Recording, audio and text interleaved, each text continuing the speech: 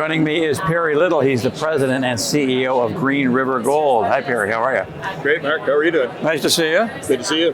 So let's get this going. Let's learn more about your company. So you've got the Quesnel project. That's nickel cobalt, and then your original project is Fontaine, which is gold. So give us a broad strokes overview of what you got. Sure. It's kind of been an interesting journey to become a nickel explorer.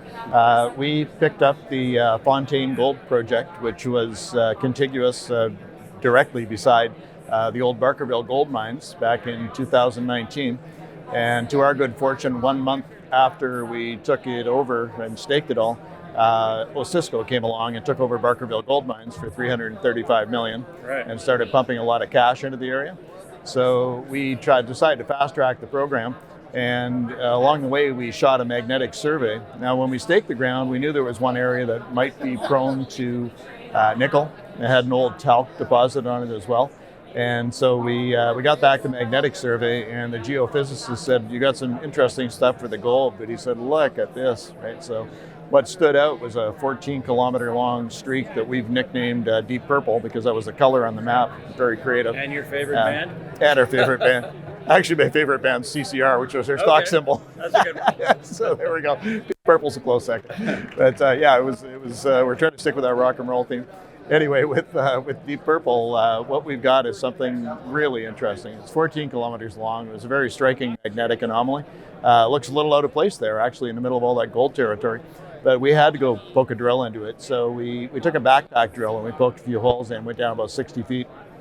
And what we found was, along with talc, which is really weird, we had we're at about 0.19% nickel, 0.01% cobalt, 21% magnesium, and a bit of chromium in every hole. And it starts right at the surface, which is unusual. There's no overburden. So we're drilling off of two large outcrops.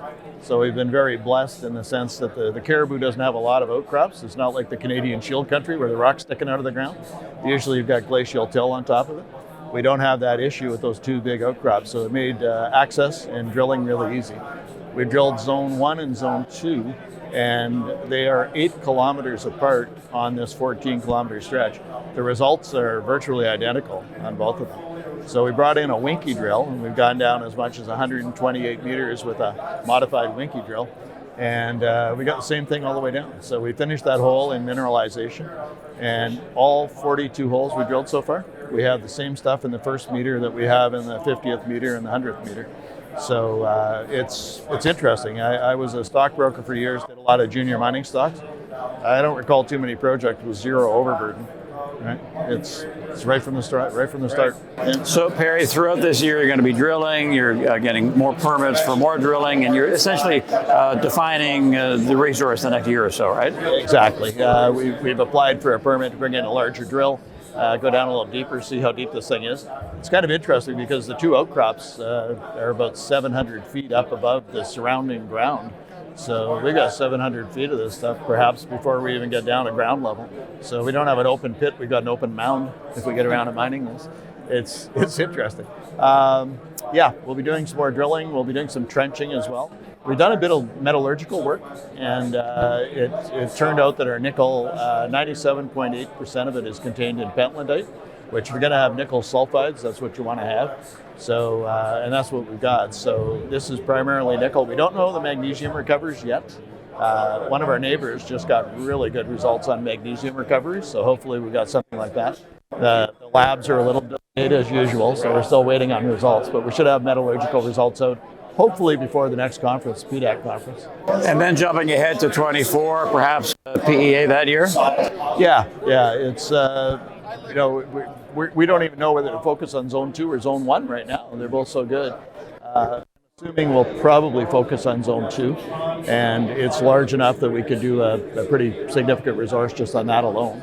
So, and then lastly, Perry, for investors who are looking around, looking for ideas, and they're looking at Green River Gold, you'd like to make a comparison to another company, which kind of sort of shows how you set yourself up.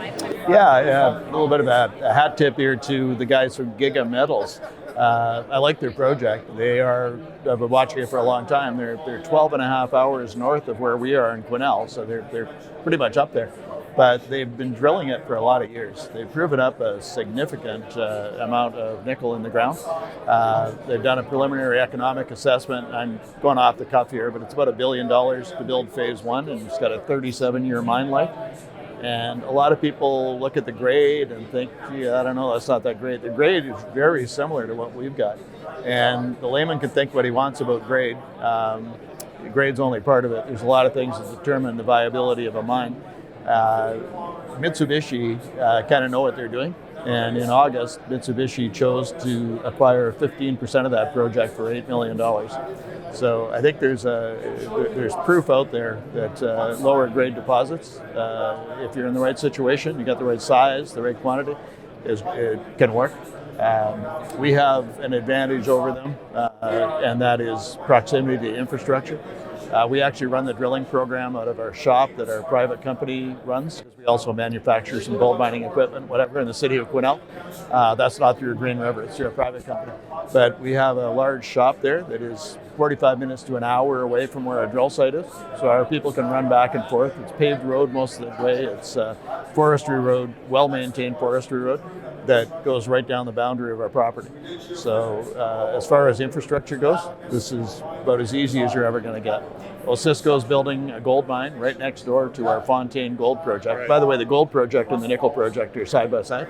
So Osisko's putting through a 3-phase power line, and that is about 15 to 20 kilometers away from where our property is. So you got road access, you got power, city of 23,000 people, highways, rail lines, airport. Yeah, this is a good story. Well, thanks for telling us more about the story, Perry. We appreciate it, and we'll catch up down the road. Thank you. All right, sounds good. Thank you very much. Perry Little, President and CEO of Green River Gold.